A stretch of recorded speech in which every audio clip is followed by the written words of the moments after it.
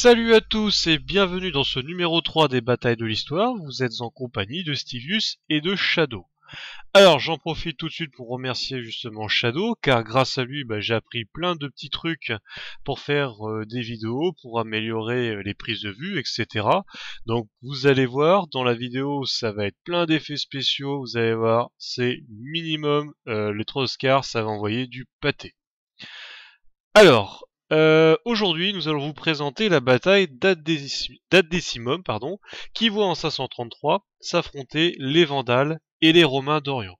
Alors, je fais tout de suite une petite parenthèse, parce que dans les précédentes vidéos, il y a plusieurs personnes qui sont venues me dire ouais, Stivus, tu utilises parfois le terme de Romains d'Orient, et puis la phrase d'après, ça devient les Byzantins. Alors, petite explication. Quelle différence y a-t-il entre les Romains d'Orient et les Byzantins? Eh ben c'est tout simple, il y en a pas du tout. Alors pourquoi dans ce cas-là appeler le même peuple de deux façons différentes? En fait, c'est devenu une habitude des historiens du XXe siècle de désigner les Romains non plus de l'Antiquité mais du Moyen Âge sous le terme de Byzantins, pour justement distinguer les Romains des deux périodes. Alors, pourquoi le terme de byzantin? Tout simplement parce que Constantinople a été construit par l'empereur Constantin sur l'ancienne ville grecque de Byzas. Byzas, byzantin, vous avez fait tout de suite le rapprochement. Alors, rappelez-vous, lors de l'épisode précédent, on a vu Justinien qui était parvenu à consolider l'Empire romain d'Orient, malgré sa défaite face aux Perses à Dara, car une révolution intérieure avait justement amené les Perses à signer cette fameuse paix en 532, une paix qui était appelée la paix éternelle. Enfin, une paix éternelle qui va durer 10 ans. Mais cette petite période de 10 ans, ça va être une fenêtre de paix qui va permettre à Justinien de mettre en œuvre son projet, c'est-à-dire reconquérir la partie ouest de l'Empire romain qui a disparu un siècle plus tôt au profit des royaumes germaniques. Alors, il va pas tous les attaquer en même temps, Justinien, il est pas fou, il n'a pas les moyens d'affronter tous les royaumes germaniques en même temps, alors il va les attaquer un par un. Et il va commencer par le royaume vandale. Ces Vandales avaient formé un royaume centré autour de Carthage dans l'Afrique du Nord. Alors vous le voyez ici sur la carte, c'est le royaume qui est en jaune. Et ces Vandales, sont qui? C'est pas, vous allez vous imaginer tout de suite, ouais, la petite grand-mère qui va voir des jeunes en train de tout cramer dans la rue et qui va dire ah, allez, ça y est, c'est les petits Vandales. Non, du tout, hein. Certes, on utilise aujourd'hui le terme de vandale pour des gens qui cassent tout, justement en référence à ce peuple qui avait pour habitude de tout cramer sur leur passage, mais c'est tout. Donc les Vandales, à l'origine, c'était un peuple germanique qui vivait dans l'actuelle Suède. Alors vous allez me dire what the fuck, comment est-ce que un peuple qui vivait dans le nord de l'Europe s'est retrouvé tout d'un coup comme ça en Afrique? Bon ça s'est pas fait en un seul jour. Tout simplement parce que les Vandales ont connu le même destin que la plupart des peuples germaniques, c'est-à-dire qu'ils ont migré. Alors, vous regarderez sur la carte, de la zone orange dont ils sont originaires, ils ont progressivement migré vers l'ouest de l'Europe, donc on est au 2e siècle avant Jésus-Christ, puis au 4e siècle après Jésus-Christ, eh bien, ils sont rentrés au contact des Romains. Et ce qui s'est passé, c'est qu'au 5e siècle, les Romains en ont fait des fédérés, c'est-à-dire un peuple qu'ils ont installé à l'intérieur de l'Empire romain en échange d'un service militaire d'une poignée d'hommes. Alors d'une poignée, c'est-à-dire de quelques milliers. Alors, progressivement, vu que l'autorité du pouvoir romain à l'ouest s'est dégradée, ce qui s'est passé, c'est que les Vandales qui étaient installés dans l'actuelle Espagne se sont emparés progressivement de la totalité de l'Espagne, et puis sont devenus indépendants. Alors pourquoi l'Afrique? Tout simplement parce que c'était pas le seul peuple germanique à être installé comme fédéré. Vous avez plus au nord les Visigoths qui ont été installés en tant que fédérés en Aquitaine. Et les Visigoths vont connaître le même destin, c'est-à-dire qu'ils vont prendre leur indépendance, vouloir construire leur propre royaume, Et dans leur royaume, bah, ils vont vouloir intégrer tout simplement l'Espagne. En gros, ça va être pousse-toi que je m'y mette. Dès lors, pour les Vandales, il n'y a plus d'autre choix que de partir. Alors où est-ce qu'ils vont partir? Eh bien, vers l'Afrique. D'abord vers le nord du Maroc, où ils vont pas être très copains avec les Maures, puis vers la Numidie, qui correspond à l'actuel nord de l'Algérie, et puis la destination finale, vous l'aurez bien compris, c'est cette grande ville romaine de Carthage, laissée sans défense, et que les Vandales s'emparent sans combattre en 439 avant Jésus-Christ. Et non seulement il s'empare de la ville, mais il s'empare aussi de la flotte romaine qui était située dans la ville, si bien que les Vandales, qui n'y connaissaient strictement rien à la mer, deviennent tout d'un coup un peuple de marins. Et ils vont se servir de cette flotte pour agrandir leur royaume, qui a pour capitale Carthage. Donc ils vont commencer par s'emparer de la Sicile, puis de la Sardaigne, puis de la Corse. Mais qui dit navire, dit aussi pirate. Pendant 50 ans, les Vandales vont attaquer les différents navires byzantins qui viennent de l'Europe de l'Ouest et qui sont chargés de marchandises à destination de Constantinople. Donc, pour Justinien, quand on est en 533, eh ben, ces Vandales deviennent vraiment casse-couilles. Ça, c'est la première raison pour laquelle il va d'abord se diriger vers le royaume vandal. Et puis, il y a une deuxième raison. En 533, le roi des Vandales, c'est Hildéric. Et bien, il se trouve que Hildéric est, cette année-là, assassiné par un de ses proches, Gélimère. Alors, Justinien n'en a strictement rien à faire de Hildéric, mais il va se servir de cet assassinat pour justifier cette guerre. C'est-à-dire qu'il va venir dans le royaume vandal en se prétendant être le défenseur de Hildéric. Vous aurez bien compris, toute justification est bonne à prendre. Justinien rassemble une armée de 15 000 hommes à Constantinople, et qui va prendre le commandement de cette armée? Eh bien, personne d'autre que Bélisaire. Alors vous allez me dire, mais la dernière fois, il avait été démis son commandement en 531, après la défaite de Dara. Pourquoi le nommer lui? Bah tout simplement parce que Justinien n'a pas non plus beaucoup de généraux de qualité sous sa main. Il sait que Bélisaire, c'est la meilleure affaire. Alors, l'armée de 15 000 hommes s'embarque sur la flotte à destination du royaume vandal. Donc la première étape, ça va être la forteresse de Métone, située en Grèce, puis la Sicile. Alors la Sicile, normalement, qui est détenue par les Ostrogoths. Mais les Ostrogoths vont accepter que la flotte byzantine fasse escale en Sicile, tout simplement parce que les Ostrogoths sont aussi victimes des pirates vandales. Après cette escale sicilienne, eh bien, la flotte byzantine arrive au large du royaume vandal et débarque l'armée à Caput Vada. Alors vous allez me dire, qu'est-ce qu'elle a fait la flotte vandale pour empêcher ce débarquement?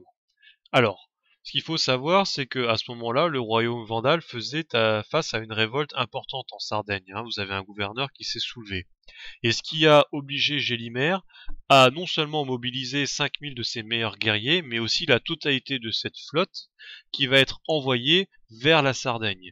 Si bien que lorsque Bélisaire débarque son armée sur les côtes africaines, nous sommes le 9 septembre 533, eh bien, l'armée vandale est en partie dispersée et la flotte est complètement occupée, donc elle ne peut même pas faire face à la flotte byzantine. L'avance de l'armée romaine est extrêmement aisée, d'autant plus que Bélisaire, qui maîtrisait l'aspect psychologique de la guerre, avait formellement interdit à ses hommes de s'en prendre à la population locale.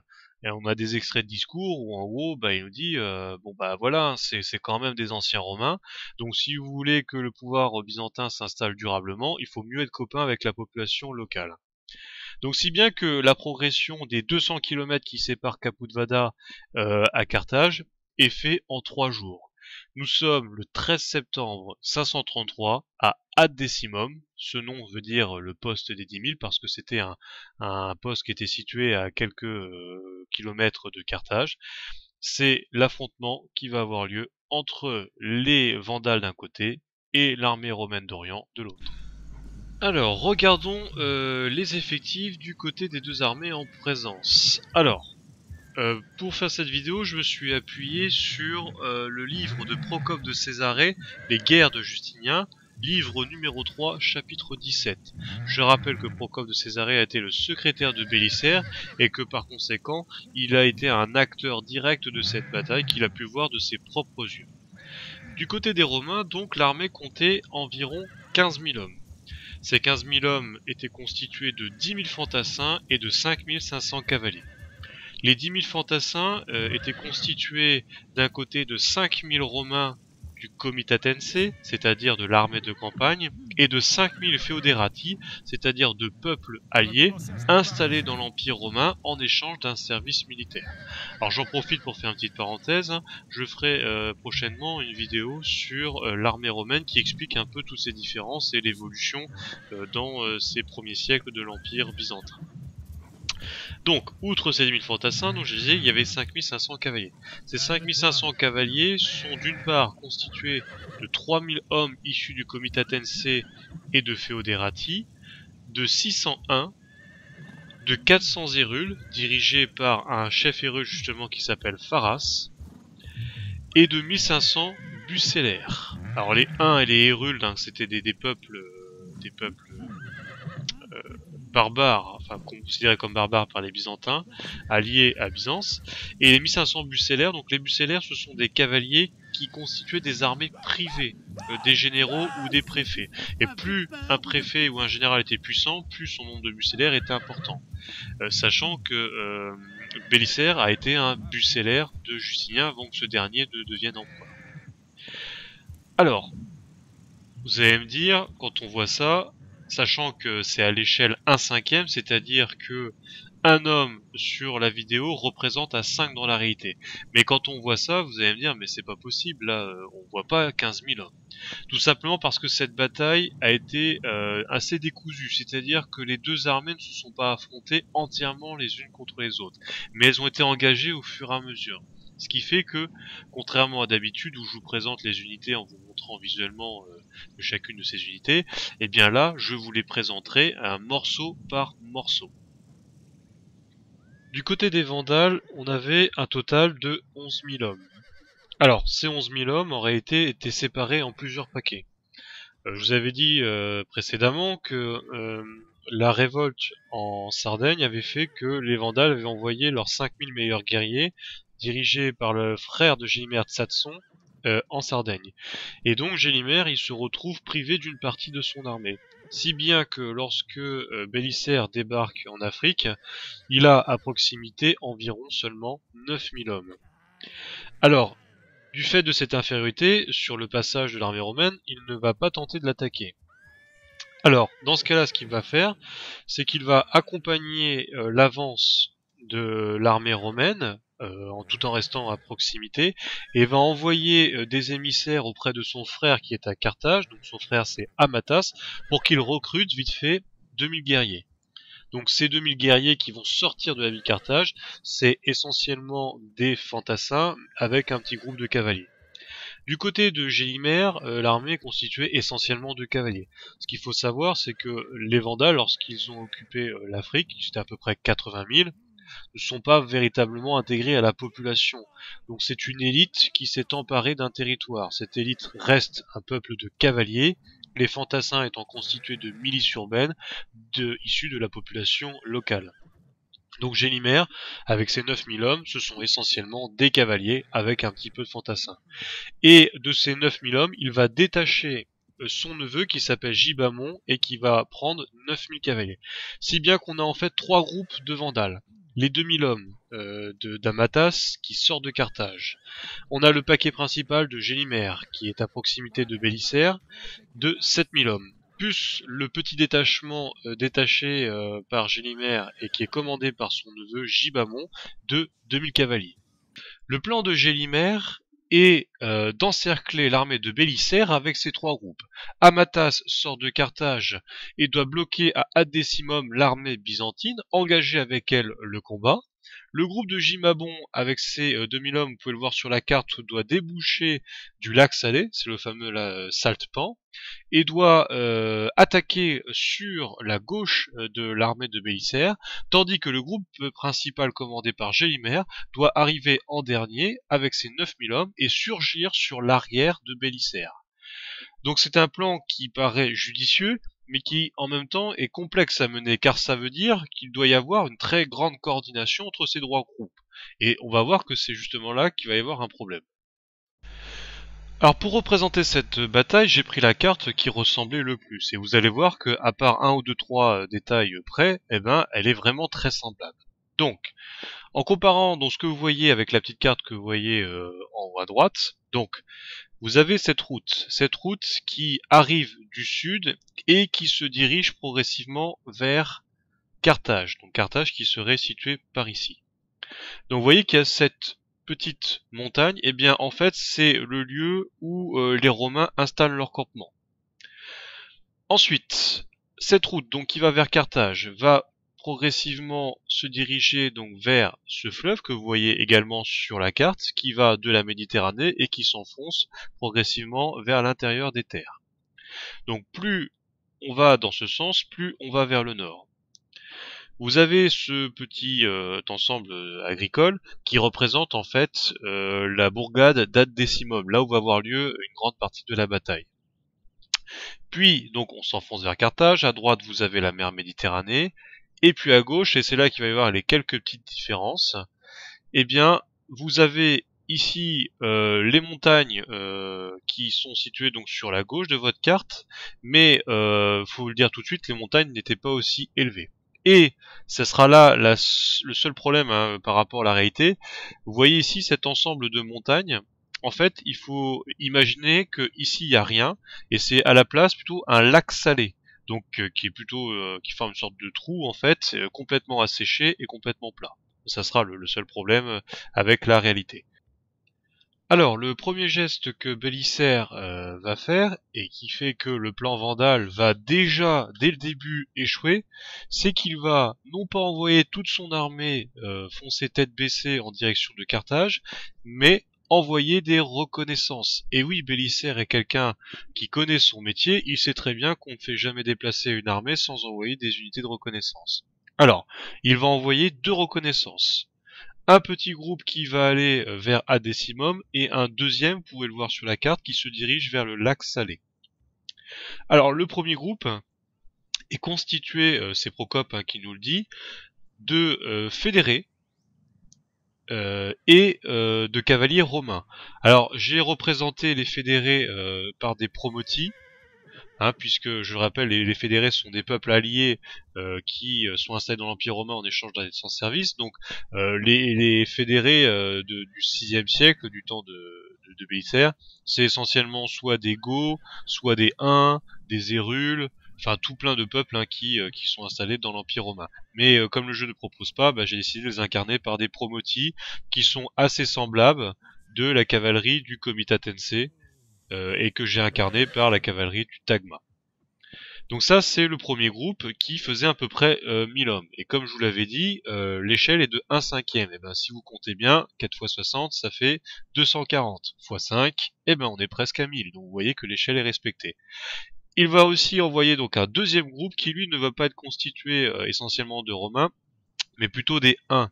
Alors, accompagnés de Romains. Les Huns donc que j'ai représentés sous forme d'Equites Dalmatae.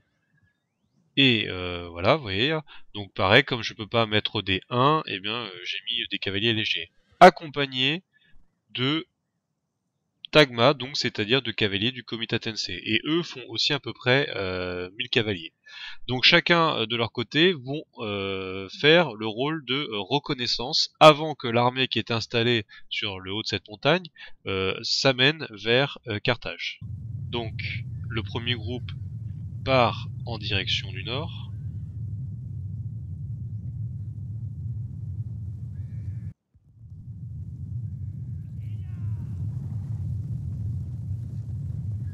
Et en avançant, eh bien, qu'est-ce que voient les Romains? Ils voient les premiers cavaliers de Gélimère. Alors, je vais mettre sur pause pour expliquer. Il s'agit de Gélimère qui arrive avec un petit groupe de cavaliers à proximité d'Adécimum. Alors je dis bien un petit groupe de cavaliers, tout simplement parce que, comme je vous l'avais dit tout à l'heure, la majorité de ces hommes sont constitués de fantassins. Or, jusqu'à preuve du contraire, à moins de s'appeler Usain Bolt, eh bien les fantassins sont beaucoup plus lents que les cavaliers. Et Amatas ne va pas attendre son infanterie. Il faut imaginer que son infanterie, elle est derrière, elle arrive par petits groupes de 50, de 100, de 60, et Amatas donc ne va pas attendre l'arrivée de l'infanterie, il va se dire, tiens, c'est bon, j'ai un petit groupe de cavaliers, allez, je fonce dans le tas. Bah, il sait pas qu'il est inférieur en nombre. Et donc, que va faire le frère de Gélimer? Eh bien, il va ordonner l'attaque. J'ai oublié de préciser que ce groupe de cavaliers romains était dirigé par un certain Jean l'Arménien, un homme très proche de Jean Bélisaire. Retenez son nom puisque son histoire sera importante par la suite. Donc, vous avez premier grand affrontement général qui constitue la bataille d'Adécimum contre des cavaliers vandales et des cavaliers romains. Alors, tout de suite, hein, le combat va tourner à l'avantage des Romains du fait de leur supériorité. Et Procope de Césarée nous dit que Jean Lamatas va mourir dans le combat, mais attention, il y a toujours une petite histoire à la Hollywood. Jean Lamatas serait mort, mais après avoir tout de même tué l'équivalent de 12 Romains. Ah, donc quoi, il faut toujours une belle histoire dans une bataille. Donc que vont faire les cavaliers vandales? Ils commencent à fuir quand ils voient la mort d'Amatas, hein, ils vont se replier vers Carthage. Le problème, c'est qu'il y a encore des fantassins qui étaient pas encore des fantassins vandales qui étaient pas encore arrivés sur le champ de bataille. Et ces fantassins, lorsqu'ils voient ces cavaliers vandales fuir à toute berzingue, eux ils commencent à paniquer. Ils se disent mince, ils sont tout de suite poursuivis. Et ils ont raison, puisque les cavaliers romains vont poursuivre les fuyards et ils vont massacrer tous les fantassins vandales qu'ils vont trouver sur leur chemin. Procope de Césarée nous parle d'un grand carnage, hein, ce sont ses propres mots. C'est ainsi que se termine la première phase d'Ad Decimum. Que vont faire les soldats de Jean l'Arménien par la suite?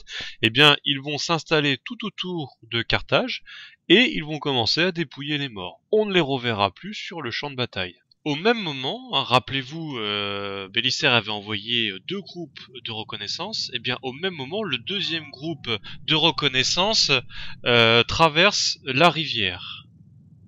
Donc je rappelle, hein, ce groupe de connaissances est constitué essentiellement de 1. Et il se dirige vers ce qui est le lac Salé.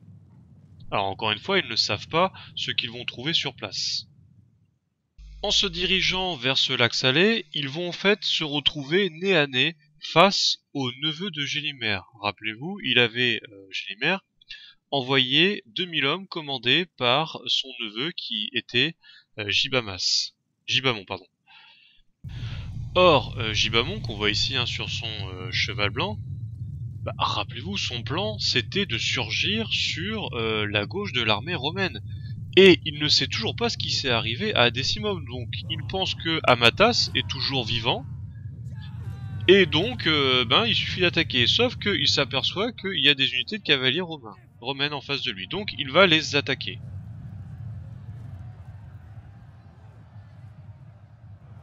Alors Procope de Césarée nous dit que lorsqu'il voit des Huns, les Vandales sont un peu troublés.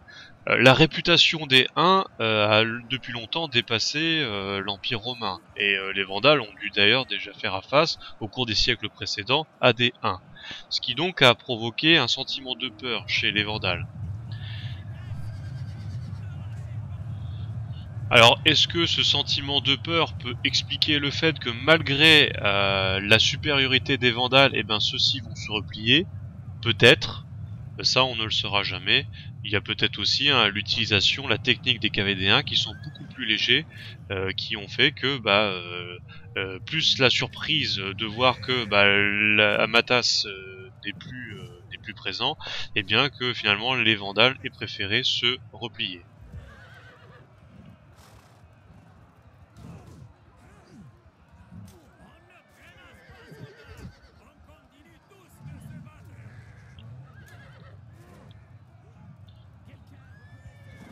Alors j'en profite de ce petit panorama pour vous montrer en fait, vous voyez les casques que les Vandales possédaient, qui s'appelle le casque Spangenhelm. Il était aussi présent dans les armées romaines et d'ailleurs dans la plupart des peuples barbares du 6e siècle. Et donc ce que vous venez de voir, c'est tout simplement la mort de Gibamon, qui va subir en fait le même sort que Amatas à Ad Decimum. C'est ici que s'achève la seconde phase de la bataille d'Adécimum.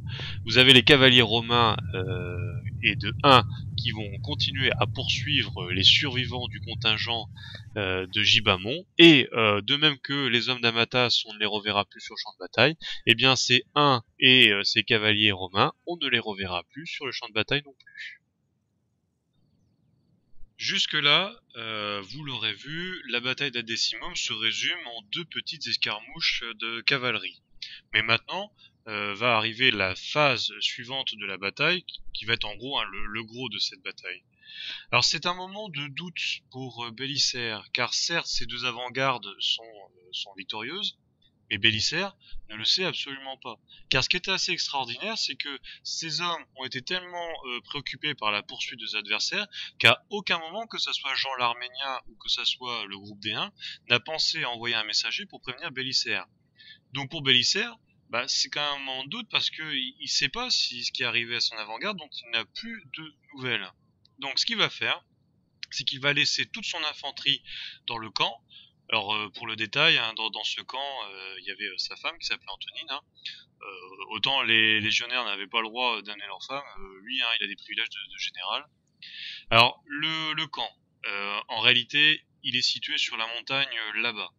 Mais comme les limites du champ de bataille sont situées ici, hein, je l'ai mis au bord pour bien signifier que c'était en dehors de la carte, donc situé ici. Et donc c'est un peu dommage parce que avec les pardon, avec les différentes défenses, j'avais réussi dans la répétition à faire un petit camp fortifié avec des barricades, etc. Et là, je ne sais pas pourquoi, on ne m'en donne plus l'occasion. Alors c'est pour ça que vous avez cette formation qui peut paraître un peu bizarre. Hein. J'ai mis donc toute l'infanterie en carré pour bien montrer qu'en fait, hein, il s'agit d'un camp. Alors vous allez me dire, encore une fois, l'infanterie reste dans le camp. Oui, après Kainiku, après Dara. Et bien la bataille d'Adécimum, c'est encore un exemple qui montre que l'infanterie dans l'armée byzantine ne jouait plus qu'un rôle secondaire. On est très loin de l'armée des légionnaires du 1er siècle, où on voyait les légionnaires avec leurs boucliers enfoncer l'infanterie. Désormais, et c'est le cas depuis le 5e siècle, celle qui est la reine des batailles, c'est la cavalerie. Alors ce que Bélisaire va faire, c'est qu'il va laisser Antonine avec ses 10 000 bodyguards, et puis lui, il va prendre ce qui l'intéresse, c'est-à-dire la cavalerie. Alors cette cavalerie, donc je vous avais expliqué hein, qu'il y avait 5000, à peu près 5000 cavaliers hein, dans l'armée de Bélisaire, mais à ces 5000 cavaliers, il faut retirer les 2 avant-gardes, donc c'est-à-dire qu'il reste à peu près les 2 tiers de cette cavalerie. Ces 2 tiers donc sont représentés par des fédérés. Donc c'est Procope de Césarée qui nous dit que les fédérés étaient placés en première ligne hein, lors de cette avancée. Vous avez ensuite donc les restants de la cavalerie du Comitatense. Et puis, et le plus important, alors il y a aussi des hérules, hein, j'ai oublié de préciser, mais le plus important ce sont des bucellaires. Alors, voici à quoi ressemblaient les bucellaires. Donc j'ai pris des unités de Chaules Palatine qui ressemblaient beaucoup aux bucellaires. Donc ces bucellaires qui étaient des armées privées des généraux. Un général étant de plus en plus important, plus le nombre de bucellaires était important. Donc ces bucellaires constituaient l'élite de la cavalerie. Et ces bucellaires étaient 1500. Donc 1500, hein, vous voyez, je vais vous mettre le petit tableau. Donc vous en avez 1, 2, 3... Magistère, ça c'est comment ça s'appelle Bélisaire. Les Contari, donc 4, 5, donc il y a 5 unités de bucellaires. Donc voilà. Donc avec toute cette cavalerie, Bélisaire va ordonner, alors voici un Bélisaire, va ordonner à toute sa cavalerie donc d'avancer vers le champ de bataille. Donc il est prudent, hein, pareil, il va pas envoyer toute sa cavalerie d'un coup, donc il va envoyer une sorte d'avant-garde avec ses fédérés, et lui va suivre ce petit groupe. Donc de nouveau, cette rivière va être retraversée, donc cette fois-ci par les fédérés, qui se dirigent vers Adécimum.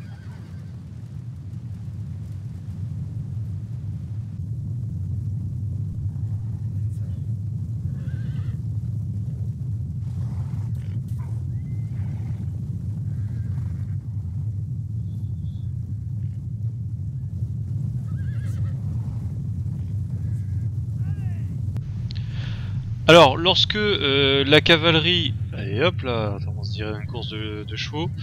Lorsque la cavalerie donc arrive à être décimum, donc c'est seulement la petite reconnaissance là, de cavaliers fédérés, bah qu'est-ce qu'ils voient? Eh bien ils voient à la fois des corps romains allongés par terre, mais aussi des corps vandales. Et donc bah, ils s'aperçoivent qu'en réalité bah, il y a déjà eu une bataille sur place. Et parmi les corps, ils retrouvent le corps d'Amatas. Alors là, c'est un peu le doute, ils ont pas reçu d'ordre de BICR, donc ils disent bon bah qu'est-ce qu'on va faire là, on sait pas trop quoi faire. Donc pour savoir vers quel côté avancer, eh bien ils vont se diriger vers une colline pour avoir un meilleur champ de vue de l'ensemble du champ de bataille. Donc ils vont se diriger vers la colline la plus proche.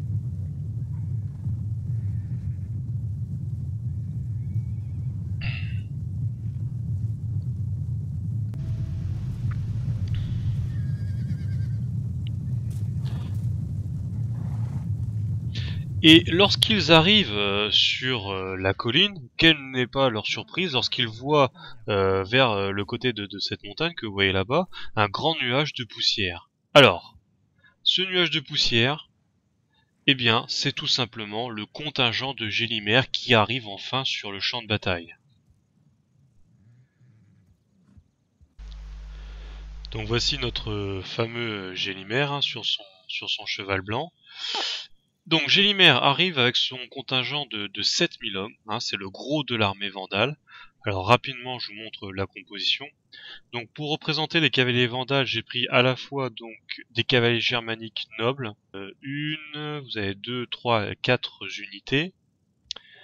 J'ai également utilisé donc des cavaliers vandales, donc c'est ce qu'on appelle des pilleurs élus, donc qui étaient très semblables hein, aux cavaliers vandales de l'époque, à un détail près. Vous voyez qu'ils sont recouverts d'un long manteau. Là, ce sont les pilleurs vandales du IIIe siècle, lorsqu'ils étaient encore dans les régions du Danube. Donc là, évidemment, on est dans un climat africain, ces manteaux sont un peu inutiles. Donc des pilleurs vandales élus, et vous avez aussi des seigneurs de guerre vandales, donc qui eux, pour le coup, hein, représentaient vraiment la noblesse vandale. Et en arrière, eh ben, quelques petits contingents hein, de fantassins.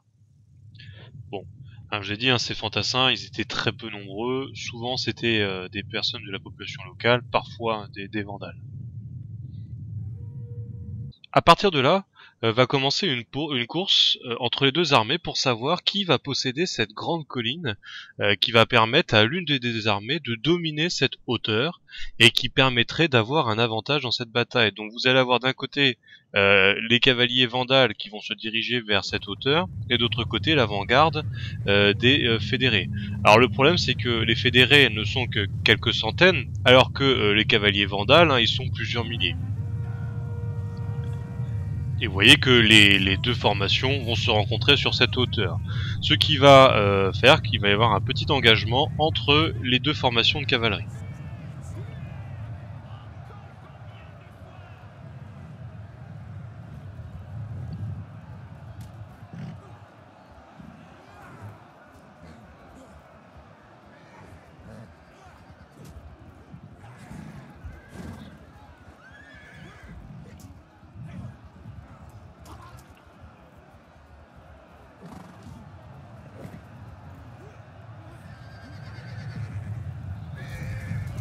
Et donc comme vous pouvez voir, hein, le début de la retraite romaine, puisque étant inférieurs en nombre, hein, ils ont été battus. Donc cette retraite romaine va se faire en direction du fleuve. Alors Procope de Césarée nous dit que ces fédérés vont rencontrer dans leur fuite un corps de 800 bucellaires qui étaient en train de traverser le fleuve et qui avaient pour mission d'aller rejoindre cette avant-garde des fédérés. Mais le problème c'est que dans cette fuite, hein, eh bien, ils vont entraîner également celle du corps des bucellaires. Alors attention, hein, ils ne sont que 800, le restant des bucellaires étant avec Bélicère. Lorsque Bélicère voit ses cavaliers en fuite, il décide tout de suite de se porter à leur rencontre. Et donc la Procope de Césarée nous dit que, en gros, hein, il les engueule. Hein, qu'est-ce que vous foutez, bande de noobs? Ouais bon, ok, ce sont des latins, donc on va la faire à la latine. Qu'est-ce que vous foutez, bande de noobus?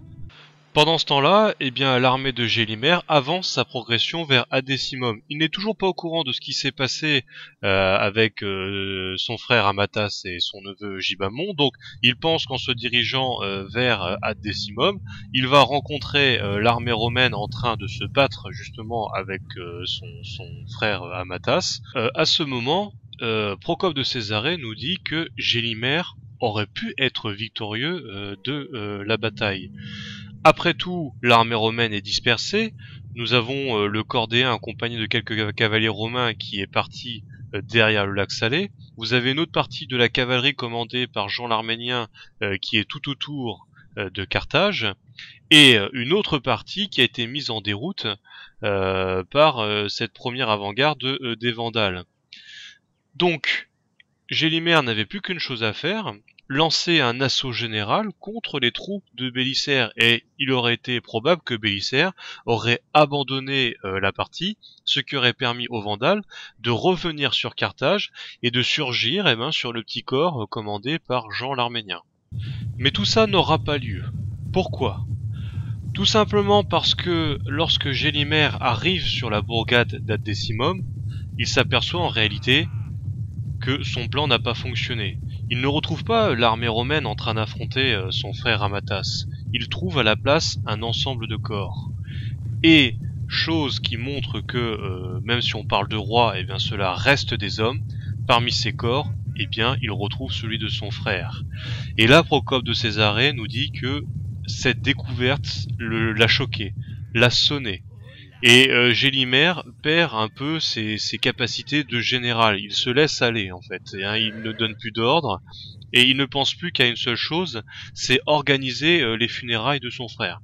En fait, il ne sait pas déjà que Carthage est encerclé par le contingent de Jean l'Arménien et il pense aussi que le fait d'avoir battu son avant-garde de cavalerie fait que Bélisaire s'est replié. Donc il pense que la victoire elle est là, même s'il n'y a pas vraiment eu de bataille, donc que Bélisaire s'est replié vers le sud. Cette période d'inaction va quelque peu démobiliser les Vandales qui vont commencer à se disperser. Vous pouvez voir, les unités partent dans tous les sens. Gélimer, qui est à Décimum, se préoccupe donc des funérailles de son frère, et donc l'armée vandale perd sa cohésion. Cette période d'inaction, elle est mise à profit par Bélisaire, qui lui, au contraire, va réorganiser sa cavalerie. Donc déjà, il va rallier le corps des fédérés et la partie des bucellaires qui avait été mise en déroute précédemment, et il va regrouper la totalité de sa cavalerie, à laquelle il va ordonner de franchir la rivière. Alors au début, c'est encore une période de doute pour Bélisaire, mais cette période de doute va vite s'effacer lorsque, enfin, un messager venant du corps de Jean l'Arménien va arriver. Il lui annonce que Jean l'Arménien a été victorieux à Décimum, lui apprend ce qui s'est passé, et que en ce moment il est en train de mettre le siège de Carthage qu'il laissait sans défense. Et donc là, Bélisaire, il n'hésite plus, il va ordonner à la totalité de sa cavalerie de franchir cette rivière pour se ruer sur l'armée des Vandales. Donc il faut imaginer les 3000, 3500, peut-être 4000 cavaliers de l'armée romaine qui restent à Bélisaire, franchissant donc cette rivière, et qui vont charger cette armée vandale qui n'est plus en ordre de bataille puisqu'elle s'est dispersée un peu dans tous les sens. Et là vous allez voir que ça va être du grand carnage.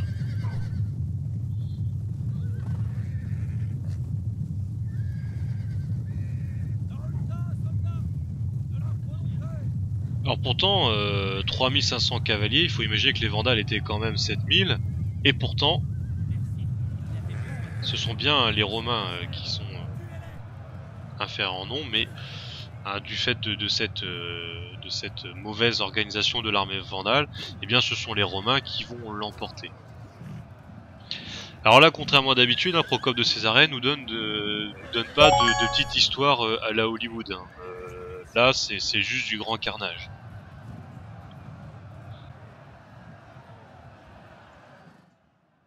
Donc vous voyez, c'est la totalité de l'armée vandale qui va être prise à partie.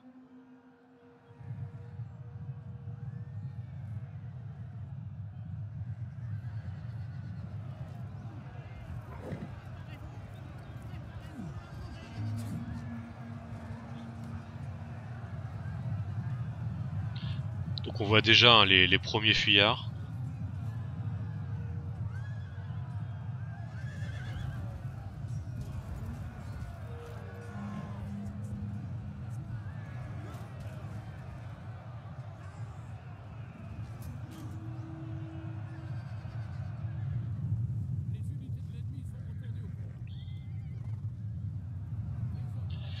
Alors cette fuite des Vandales ne va pas se faire en direction de Carthage.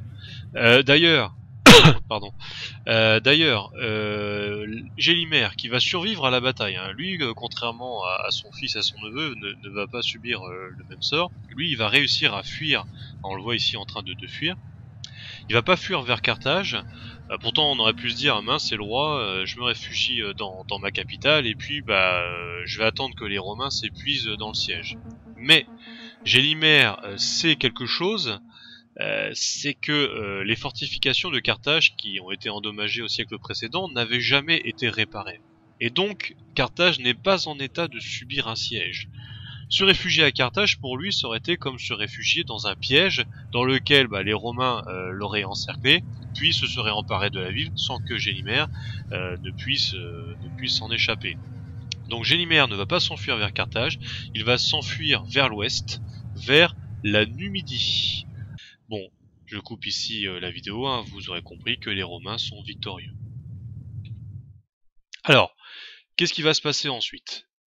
Eh bien déjà, le soir même, vous allez avoir Jean l'Arménien qui va revenir en direction de Bélisaire, lui annoncer en fait ce qui s'est passé, et lui annoncer sa victoire. Et donc, Bélisaire, qu'est-ce qu'il va faire? Maintenant qu'il sait que le territoire de Carthage est sous contrôle, eh bien, il va se rendre dans la ville où, nous dit Procope de Césarée, il va s'asseoir sur le trône de Gélimer, et depuis Carthage, va réorganiser la région qu'il a nouvellement conquise au nom de l'Empire byzantin.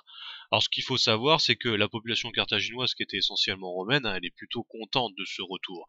D'autant plus que l'armée de Bélisaire s'est montrée conciliante avec la population locale. Hein, je vous avais dit précédemment que Bélisaire avait compris cet aspect psychologique de la guerre.